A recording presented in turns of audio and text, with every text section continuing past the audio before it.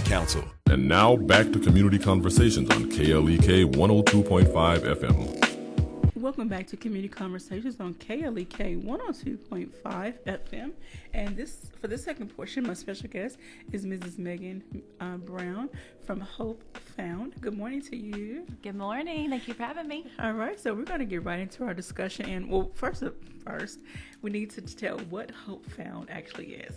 Yes, we are a nonprofit, and our mission is that we are committed to ending human trafficking by creating awareness, educating our communities, and coordinating services for victims and survivors. All right, and so I know that people are aware that there was a big, arrest, bust, and unfortunately, because it's an ongoing investigation, we cannot talk about details of that case. So please, no one ask us any questions. If you have some basic questions or ways that you can help, Miss Megan would definitely answer those. But unfortunately, concerning the previous case that's been in the news, we cannot talk about that. Yeah, and I'm sure the chief of police would say the same thing.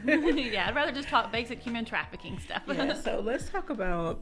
We had a lady on from the FBI here that's Homeland Security. Department of Homeland Security, yes. That has helped with the investigations. And so give us a rundown. I know there may not be a general, look, or there may not be general things. What does human trafficking look like? What are some things to look for? Yeah, so human trafficking is the buying and selling of human beings. It's where someone is profiting from the exploitation of others. They're exploiting them for sex or exploiting them for labor. Okay. So, basically it's a form of modern day slavery. I'm sorry, I'm trying to cough. Okay, so what are some things that we as average citizens can look for if we're in a store, out and about anywhere in society? What can we look for as signs of someone may be being a victim? So some of the red flags of trafficking is the lack of control that a person has. So if you notice that a person is obviously maybe they don't have control over their money, don't have control over their identifications like their IDs and passports, maybe you notice that they are fearful and scared of the manager or the owner of the business that they're in. If they, if we're looking at minors, if you work with minors and youth on an everyday occurrence and you notice now that they are coming to school and maybe their behavior, their appearance, the attendance, their attitude has done a total 180 and changed. Wow. That's a red flag. Now, that doesn't necessarily mean that, they're being trafficked, but that is a sign that something is going on in that kid's life, some kind of trauma to make them have that big of a change in their behavior. Okay. So you're kind of looking for that. If you are in your neighborhood and you notice that there's a lot of traffic going in and out of one neighborhood, a lot of people coming and going out of this one particular house, and you know that kids live there. Okay. That's considered a red flag. Obviously, it could be drug trafficking, but you never know. It could be human trafficking too. So, in essence, we need to just become more aware of our surroundings and pay attention to those those things that are out of order, that seem out of place. Mm-hmm. And I know some people would probably be like, "You're just being nosy, you're being in my business," but unfortunately, I would rather someone be nosy and save my life than to turn their head and then something really tragic happens. Yes, absolutely. It's our responsibility as a community to recognize these signs of trafficking, to lean in and be nosy and figure out okay, what's going on in their life. You never know. You can ask questions.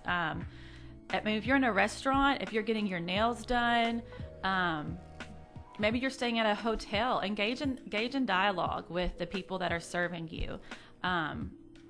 For example, you're in a restaurant, you're getting your nails done, and if you're able to communicate with the person that's serving you, ask them, how long you've been living in this area, where do you like to eat at? What do you like to do for fun? And if they can't really name anything, that's a red flag that, they're not having the freedom to come and go as they please to do things. Okay, so just starting up a simple conversation, in essence, fishing for information without coming across like you're interviewing them or like you're Right, like you're casual, interrogating them. casual conversation. Now, when it comes to minors and as parents, it is your responsibility as a parent to monitor your kids' online activity, to know who they're hanging out with, where they're hanging out with. Have communication and open conversation with the parents of the kids that you're hanging out with. Discuss with them about, this is what we do in our home, and we really watch what our kids are doing online and who they're talking to, because traffickers are actively recruiting our kids through social media, through all these different apps out there, through video games. Anywhere that our kids are going to be at, a trafficker or an online predator is going to be at in that same venue. And so as parents and adults, you got to monitor. You got to pay attention, because if you're not paying attention to what your kids are doing, you got someone else, a bad person, a person with not the best interest of your child, trying to pay attention to them and lure them into something very scary. Yes, ma'am. I'm going to bring up another topic. I'm going to say good morning to the people that are watching. Ms. Shanquetta Cunningham says Megan is great. Good morning to you. We have Mrs. Maddie Warren, who's a therapist rather, and Officer J.J. Hagens, and Kaylee Parker, who says, "Shine a light, Megan." Thanks, Kelly K. Thank you, Kaylee. Oh, thank y'all. All right, and so I want to talk about the aspect of grooming. You mentioned how predators are out there.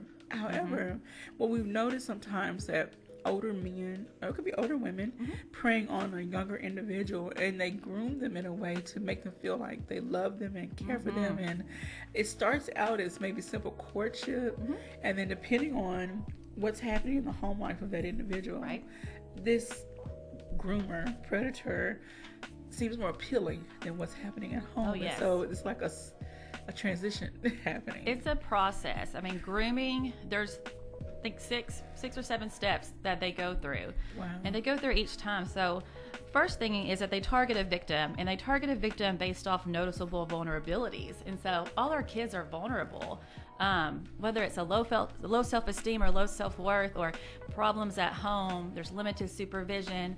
And then, if they've been in foster care, been a victim of some kind of abuse, those are considered, more at high risk. But they target those vulnerabilities, the desire to have a friendship or a romantic relationship, and then they start gaining their trust and information, which is done through casual conversation, showing interest and affection, pretending to be their boyfriend or their girlfriend or their best friend.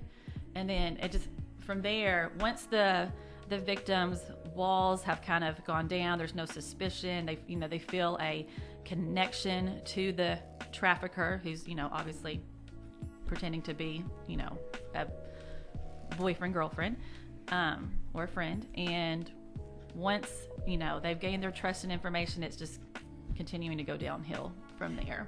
And I want to put this out that I'm sure most of us that are adults that are aware. Again, it's not just the men who are engaged in trafficking. There are women. We've seen stories where women have coerced, lured, whatever word you want to use, young girls. Yes.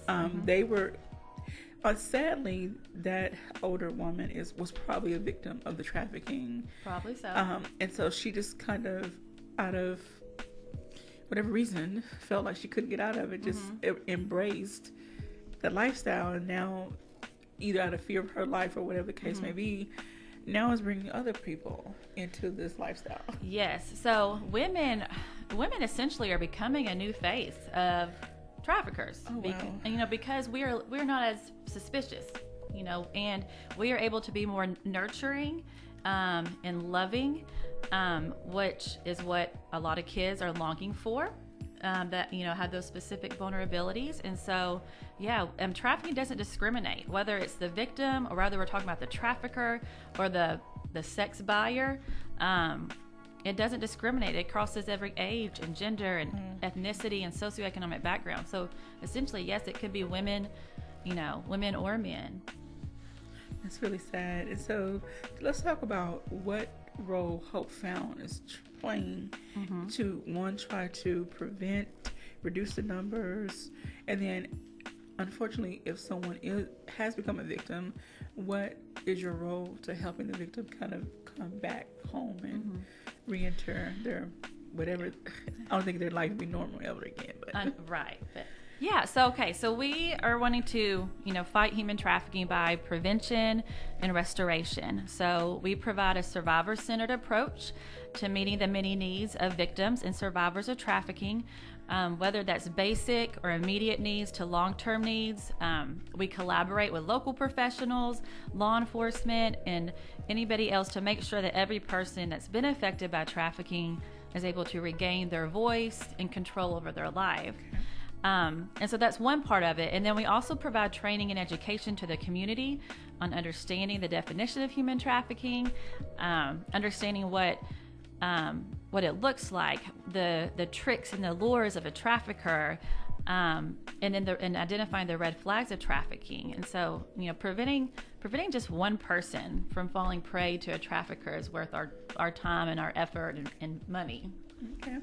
All right. And so I know that we cannot talk about specifics, but outside of the major case, have you been involved in any other cases? Yeah, we've been able to help, assist other victims. Okay. And it's looked different every time. Okay. It's I like to try to have an idea and protocol and different scenarios, but sometimes it's really hard. So we've been able to help with transportation and getting a victim to a safe place. Okay. We've been able to provide immediate basic needs in the beginning stages, like food, hygiene items, clothing, to kind of make sure that they are, they have those items for the first few days if they've been rescued and recovered. And we've also worked with in a different role as far as providing that mentorship and that advocacy with the victim, making sure that they're doing okay in school, they're doing good at their job, they're in counseling and receiving therapy, so that they're on the path to healing. Okay. Now, let me try to fix this question.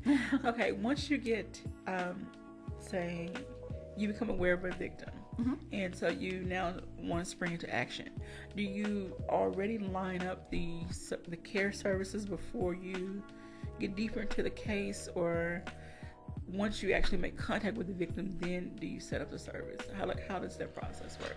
So once we are in contact with the victim, we kind of assess the situation and see what the needs are. Okay. So the needs could be different. The needs could be maybe they are safe. They could be safe staying in the community, in the Northeast Arkansas community. Maybe they came from another state and they need a flight back to where they would be safe in Tennessee, Texas, somewhere else. A bus ticket, same thing. Maybe they need to go back there. We would help and assist with arranging that. Okay. But if they choose, depending, like an adult, if they choose, they want to go into a safe house, they want to go into a long-term program, we help with, assisting with, and coordinating that too. Okay. Over time, do you foresee, I know we have a lot of other issues in Jonesboro. Our homeless need somewhere to stay. We have the women's shelter. We have other facilities. However, do you foresee long-term seeing a facility here that can house, maybe if it's overnight housing but a centralized place? Right. So our dream is to one day build a safe place for victims of trafficking, and we would love to see it have many different roles where it could provide emergency housing for victims that are recovered and need a safe place right then. It could be we could have a short term, some beds that provide short term.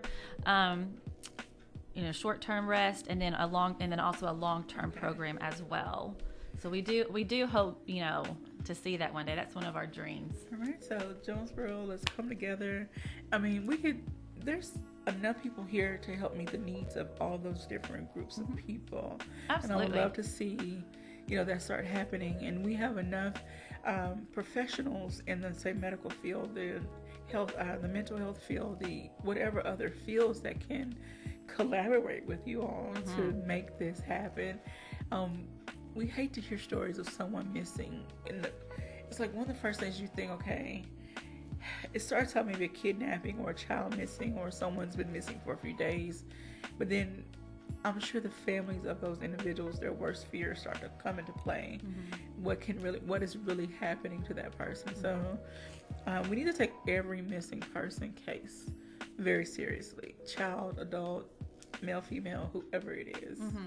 It seemed like for a while, I don't know if it was 2019 or part of 2018, there was a lot of missing teenagers. And some of the cases ended up being the teenager just was like, I just don't want to be at home. I just want to go.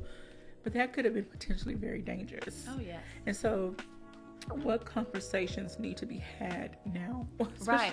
Especially with kids who think, I was a teenager once, and I had moments where I don't want to be here. I want to go. Ran away. But seriously, what conversations?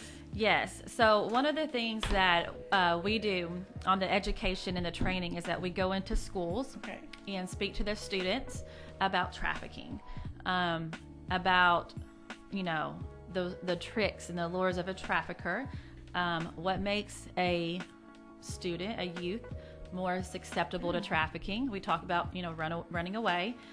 Runaways and homeless youth are approached by a trafficker or a drug dealer within 48 hours of landing on the street. Wow. So, like I said, traffickers are out there looking for those runaways. Another thing that we're looking to do is to partner with already established mentoring groups that are in the community and seeing how can we add on to what y'all are already doing, just add on this human trafficking piece, and how can we help, because it's all about collaboration, like you said. Ma'am. And I don't want to reinvent the wheel unless it's needed. I don't want to do a new mentoring program at the moment unless I feel like it's needed, but I know there's already City Youth and there's the Adjusted Crown, and so I'm planning on meeting with them soon to see how can I bring this human trafficking piece to your program so that we can help protect the youth that y'all are already working with. Okay. So we're hoping, we're working on that. And then there's a new curriculum we're looking into called Bodies Are Not Commodities, and it's a 5-session interactive curriculum that we're looking at possibly bringing into the schools and other mentoring programs. Okay. So anyone out there with a mentor group, male or female, please reach out to Mrs. Megan, and collaborate with her. At least have a conversation. Yes, I'd love that. And see how you all can collaborate in this effort to reduce. In a perfect world, we would love to say eradicate human trafficking. Yeah. However, it's like pulling up weeds. You may think you have this patch pulled up, but there's a root somewhere out there. So there's always going to be someone somewhere doing something. I know. I don't really feel like trafficking's going to totally end until Jesus comes back. But I'm like, we're going to make it pretty dang hard to, for that to continue. We're going to fight till we can, make sure every, child and adult affected by this is safe. Yes, ma'am. I want to say good morning to Derek Coleman. Thank you for checking in. Thank you to everyone for checking in. Please share this information. You can find Hope Found on Facebook. And do you have a separate website as well? We do. It's going to be hopefoundnea.org, and it should be live by the end of this month. I got a few more things to fix on it. And then, so that is hopefoundnea.org. We are on Facebook, and we're also on Instagram, and Instagram is Hope Found NEA. Okay, so please reach out to those different social media sites and keep in constant contact. Find out how you can help. You never know, what's okay, and I'm going to say this. No role is too small. So don't think what you have to offer is insignificant. No role is too small. You may have access to a resource, a contact name, and that contact could have access to something. So please don't discredit yourself. You can help in some kind of way. Absolutely. There's any type of industry you work in, I'm pretty sure we can tie it back to somehow making sure that you're educated to recognize trafficking within your industry, I feel like. And then of course if you're a parent, and then just being a good person in the community and recognizing it. It's very important. Yes. And we're going to get ready for a break here soon. When we come back for our wrap-up session, I do want to talk more about children and their behaviors and how, again, because I'm a parent. Mm-hmm. Even though my child is older, he's less of a he has less of a chance of being a victim. However, when he was younger, anything could have happened. Right, yeah. So we'll definitely talk about that when we come back. Please stay tuned for more community conversations after these announcements.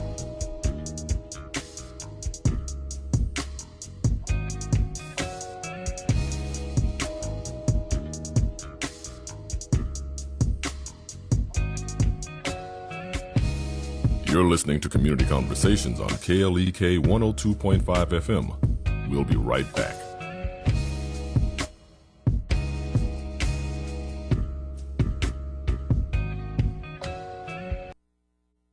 We're back with Money Matters. I'm Alfred Edmond Jr. Here's how to protect yourself from fake IRS phone scams. First, if you get a phone call from someone claiming to be from the IRS, here's what you should do.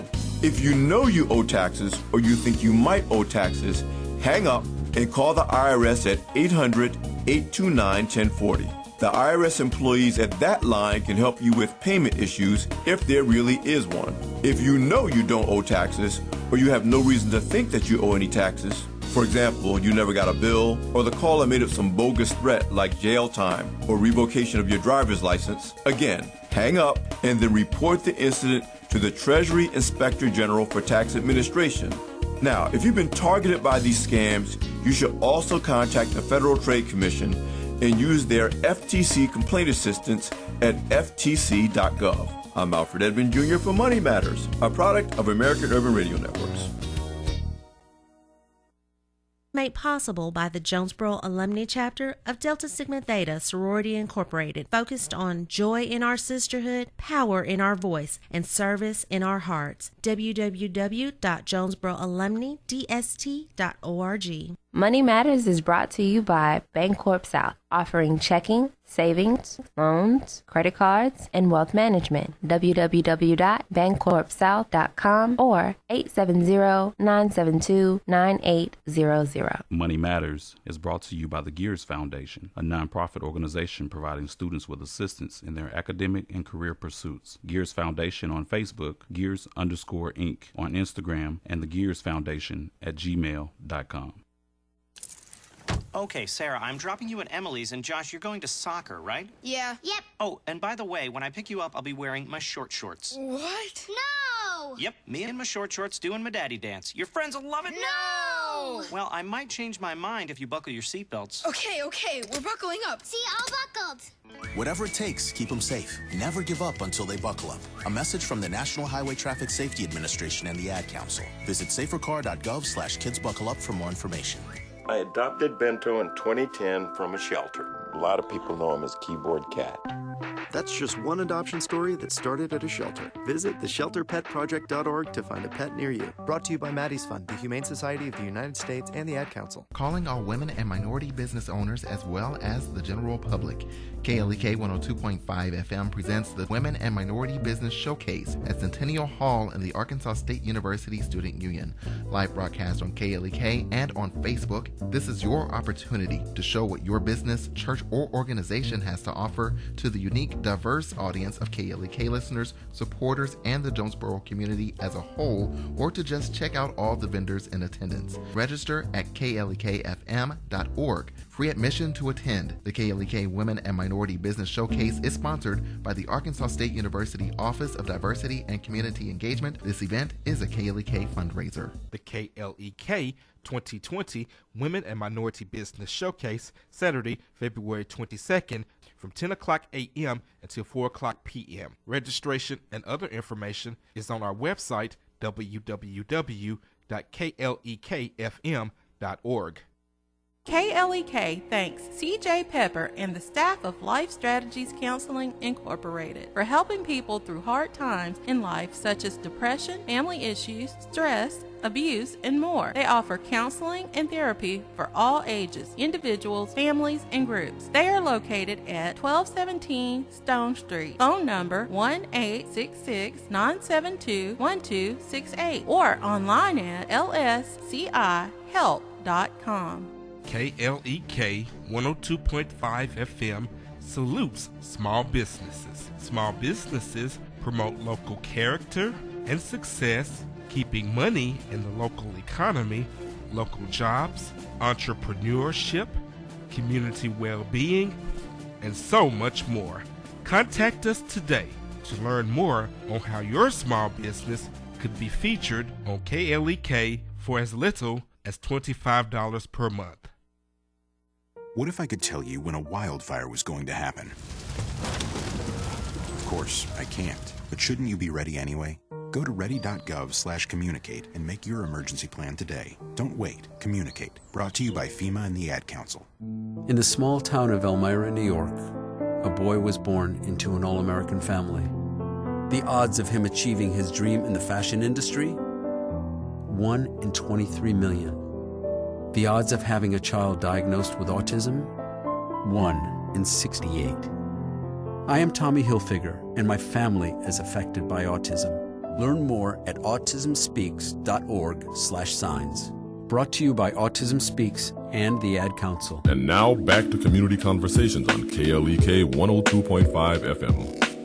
Welcome back to Community Conversations on KLEK 102.5 FM with Mrs. Megan Brown and from Hope Found NEA. We are talking about human trafficking, some things to look for, listen for, just become more aware as citizens of this community. And so I want to get into a conversation. We talking about kids, well, teenagers in particular. We talked earlier about how there was this flood of these missing teens post, and but also we talked off air about there's certain language and then there's certain tactics that are used, and this is indirectly used by the traffickers, so they may use someone else, another teenager, another person that can relate to. Yes, so we call that peer recruitment, and that's basically when a trafficker uses one of their victims that he's already kind of trusted, and we call it a bottom. And basically, let's just talk about it from her being a female. So basically, what she does is that she goes and finds other females in schools and wherever, and she kind of talks about and influence, maybe she got this new phone that her trafficker boyfriend, whatever she wants to call him, got her. Maybe she's getting her hair and her nails done, and she flaunts that to other girls and kind of says, hey, y'all, come with me, he'll do the same for you, he'll buy you these things, he'll take you on a shopping spree, we get to go do fun things, we get to go to different city on the weekends, whatever it may be. And we're seeing that actively here in Northeast Arkansas in our schools, and it's called peer recruitment. And so that's one way that more and more minors are getting recruited into trafficking, into the life. And so then let's transition then to the parents' role and responsibility. Their child says, I'm going to so-and-so's house for the weekend. Hold up. Who are their mom and dad, where they live, where their phone number. We've gotten away from that. When I was growing up in the 80s and 90s, who's the mom and dad, where they work, what's their phone number, address, they would drive you to the house to see where they live. They didn't take your word for anything. Yeah, absolutely. So let's talk about the parents' role and responsibility. So, as a parent, your role, obviously, you're going to protect your child as much as you can. And part of that, I know you can't control every situation. So, I encourage parents, you got to talk to them first about trafficking, and talk to them about the dangers of traffickers and what it looks like for a trafficker and an online predator to lure them and to trick them. You want to be able to teach and empower your children to make good choices, to make safe choices when it comes to their online activities. That just means we got 2.5 minutes. Go ahead. Okay. So, but basically, and you have to monitor what they're doing online. And there's some great programs out there that help you monitor, that help you monitor their phones, that monitor their screen time. There's three companies I like to recommend is Circle by Disney, Bark, and RPACT, OUR, PACT, PACT. Those are great programs that help you to monitor your kids' online activity. But then also, like we talked about, meeting their parents, talking to them, and follow up. I know if your kid says they're doing this, you better check on and make sure that they're doing that. That's right. They brought to mind, and it's not funny, even though the movie was a comedy. The movie's called Blockers. The parents, one parent just so happened to read her kids' group message, and they had made this pact for prom night, and so then I remember hearing about that. I haven't seen it though. So the group of parents go around trying to find their kids, and they're right. And it ends up they're not exactly where they say they were. Yeah. The movie is hilarious, but however, it brings on a serious topic that we do need to kind of keep up with what our kids are doing. Yes. And don't be afraid to say, I'm checking on you. Yeah. I'm checking up on you. Right. Right now, what's really popular among kids is sending nude photos. Whether they're sending it for money, whether they're sending it in exchange for homework, whether they're just sending it just to send it. That's the reality right now. You need to make sure your kids aren't doing that. So look through their phones. Look through the different apps they're on. Unfortunately, these app creators kind of make it really tricky sometimes for parents to, know about the apps. There's a calculator app out there that looks like a calculator, but it's actually a hidden photo vault. And that's where, kids are able to hide their photos. And us as parents are not suspicious because we're thinking, oh yeah, they're just working on their math homework. No big deal. Wow. All right, so we could talk more and more about this, but please go to Found NEA on Facebook, Instagram, look up Miss Megan, and have a conversation with her. See how you can get involved. Pay attention to your kids. Keep them safe. Let's keep them out of the hands of traffickers. We thank you, everyone, for tuning in to KLEK Community Conversations. Have a great and blessed day. Happy Valentine's Day. Yes. Thank you for listening to Community Conversations on KLEK 102.5 FM. A program focusing on the people working to make the Jonesboro community a better place while offering viewpoints from all sides of the issues. The views expressed in this program are those of the participants and do not necessarily